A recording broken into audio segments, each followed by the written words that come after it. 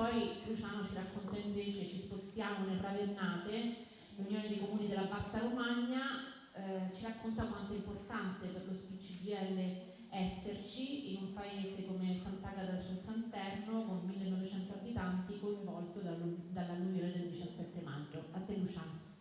Sì, io stamattina quando sono arrivato in realtà ero rimasto un po' perplesso perché non essendo in nessun tipo di tema, non era nessuna cartina geografica, non era nessun punto, non ero in montagna, ho detto ma cosa ci faccio io qui? E invece vi devo parlare di un territorio che è un unicum nel suo genere in Romagna e nella provincia di Ravenna. La provincia di Ravenna è una provincia molto estesa, è una provincia che conta circa 400.000 abitanti e io sono qui ed è suddivisa in solo 18 comuni, che sono pochissimi. E invece sono qui a parlarvi di un comune di pochissimi abitanti in una piccola striscia di terra collocata fra Lugo e Massa Lombarda, fra due città importanti. Era già da anni un paese, diciamo, decadente, dormiente, svuotato, dove i servizi già stentavano. E fra l'altro con una caratteristica, fa parte dell'Unione dei Comuni della Bassa Romagna, che è stata in Italia la prima unione che si è creata. È nata nel 2005, è stata la apripista ed è un'unione perfetta, ma è un'unione che conta 9 comuni di 18 e conta circa 120-130.000 abitanti. Quindi, noi, Sant'Agata, quindi è in una situazione anche molto minimale, se tiene a guardare bene, nei confronti di questa unione. Altro caso, storicamente la nostra provincia è amministrata dalla sinistra, dal centro-sinistra, dal dopoguerra fino al giorno d'oggi. L'unico comune che nel 1995 ha guidato è stato quello di Sant'Agata. A un certo momento è entrata in vigore la legge delle elezioni dirette del sindaco del 93 e nel 95 si è presentato un signore di Forza Italia e ha fatto il sindaco praticamente per 20 anni. Abbiamo cambiato il sindaco quest'anno, nel 2024, finalmente si è riusciti a eleggere in una lista civica un sindaco che fa riferimento a sinistra, anche se poi c'è da dire che è stato l'unico che non ha sottoscritto i nostri quesiti referendari, è stato l'unico, quindi anche qui la dice lunga. Vediamo, ma questo è stato per farvi un po' il quadro del paese. Un paese che dopo il 17 maggio del 2023 ha subito una catastrofica alluvione. Cioè, è sulla riva del fiume Santeno, ha sbagliato e ha allagato e distrutto tutto il centro storico medievale del paese, con anche purtroppo dei morti. È stato uno dei posti dove sono stati anche purtroppo dei morti. La situazione all'indomani dell'alluvione era abbastanza disperata. La nostra sede dello SPCGL, naturalmente anche lei distrutta.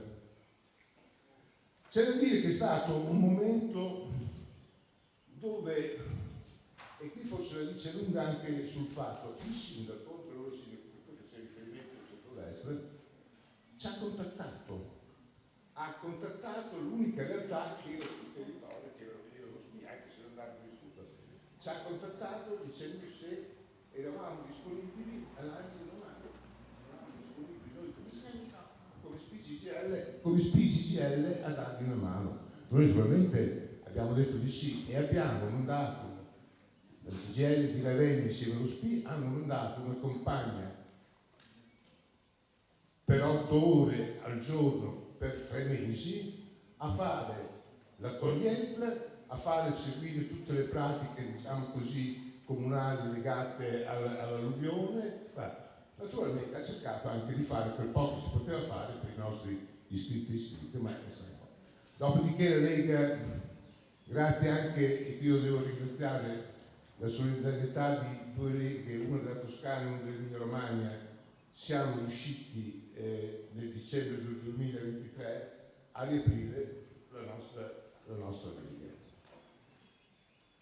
Ma il Paese è in declino, è un declino, le attività commerciali chiudono,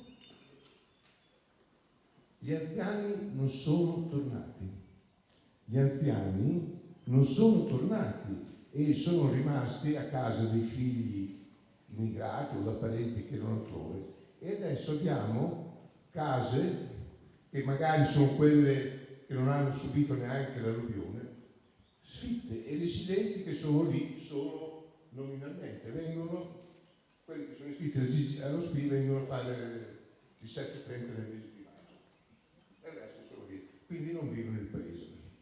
Ora io credo se sia stato necessario fare queste cose qui, noi dobbiamo rilanciare, lo SPI, il suo compito è soprattutto quello della contrattazione sociale. Io credo che sia, una volta, mi ricordo anni fa, qualcuno è il nostro contratto di secondo livello, è la nostra contrattazione, è quella. E allora, pensando alla nostra Lega, pensando a come siamo inseriti, il primo punto riguarda la contrattazione locale. La contrattazione locale, per contrattazione locale io intendo quella che si fa con i comuni, quella che si fa sui bilanci comunali, sulle azioni che deve fare il comune.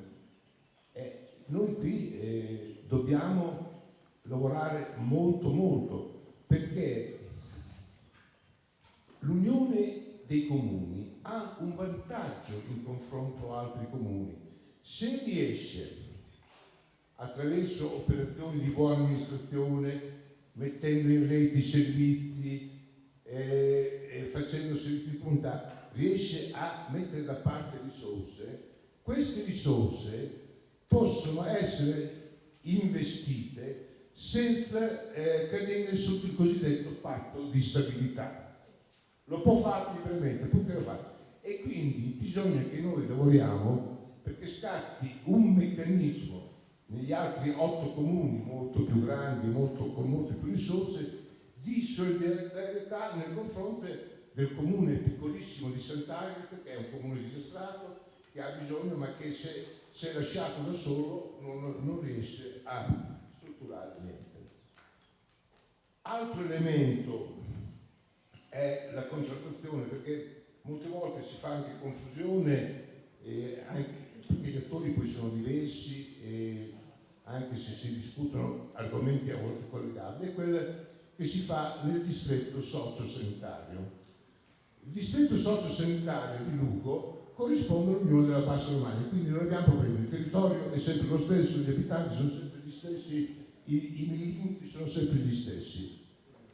Anche qui, come sapete, noi in Emilia Romagna, ve lo dico abbiamo il fondo regionale della non autosufficienza, siamo credo gli unici, dove poi assieme al fondo regionale confluiscono anche le risorse del fondo nazionale, e quindi sono cifre che poi vengono distribuite, contrattate a livello regionale, ma vengono distribuite nei vari distretti, dove dovrebbe in ogni singolo distretto iniziare l'opera di concentrazione di queste risorse. Ecco, qui noi dobbiamo riprendere come SPI fiato su questa cosa qui, perché è molto cambiato ultimamente dal Covid in poi, sia la contrattazione sia la concentrazione sono cose un po' scordate.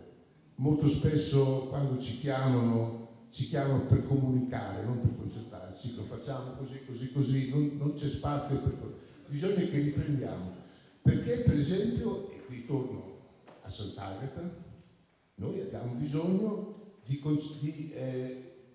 convogliare molte risorse sul domiciliare, non essendoci nessun tipo di sanità o assistenza domiciliare, non essendoci nessuna casa di riposo, non essendoci nessun punto infermieristico, essendoci come si chiama, locomozione, no, locomozione, una mobilità scarsa o inutile, noi abbiamo bisogno che le risorse vengano messe sul domiciliare. Questo è il fatto. Vado concludendo, noi non possiamo solo fermarci alla contraddizione, la Lega dello SPI cerca di fare tante cose, noi nel nostro piccolo, dal mese di settembre, visto che a Sant'Agata la biblioteca si è chiusa e c'era un centro di lettura che si propone, dove si trovavano ogni 15 giorni per contarsi i libri che leggevano, abbiamo messo a disposizione la nostra sede perché vengano lì e per cominciare con loro a fare delle iniziative. L'altra iniziativa che avremo in programma, complicata, difficile, ma che sul nostro territorio è abbastanza sentita borderline, è quella sul tema della violenza sulle donne anziane, un tema poco tralasciato, ma che noi allo SPI insieme a altri vogliamo portare avanti. Mi fermo qui perché sennò rischio di fare confusione. Grazie Luciano, preziosissimo.